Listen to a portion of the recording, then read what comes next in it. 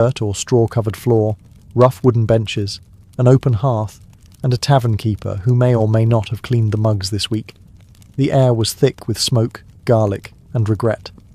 And on busy nights, you might find travelling musicians, dice games, or an impromptu pig auction taking place between rounds.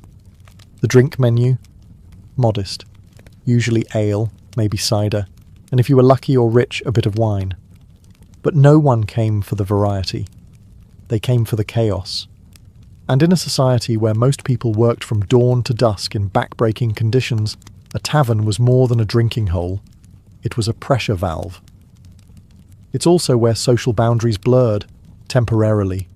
In the tavern, peasants could bump shoulders with merchants, clergy might share a bench with the town blacksmith, and occasionally, someone might start speaking Latin after 2 cups, and no one would stop them.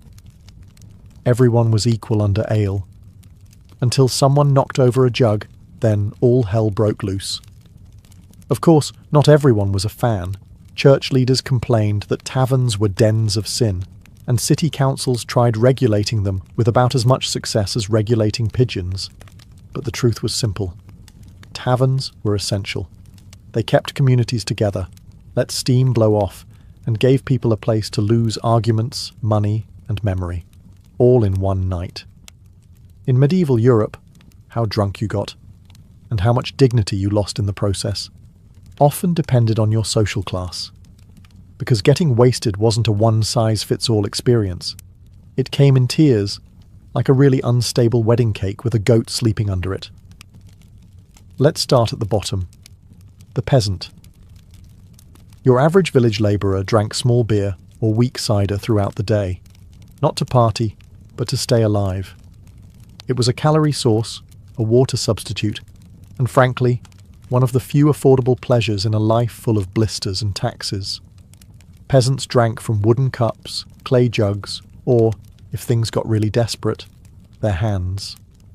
Getting wasted wasn't always the goal, but on feast days, you could count on someone waking up in a haystack with no memory and someone else's shoe. Now, slide up the muddy social ladder to the nobility. Here, alcohol was about status. Nobles drank wine, ideally imported, absurdly expensive, and served in a goblet that could double as a helmet. Wine was often sweetened, spiced or perfumed, because nothing says power like drinking something that smells like your grandmother's closet. Feasts in noble courts were liquid marathons, multiple courses, endless refills, and toasts that went on so long you could grow a beard mid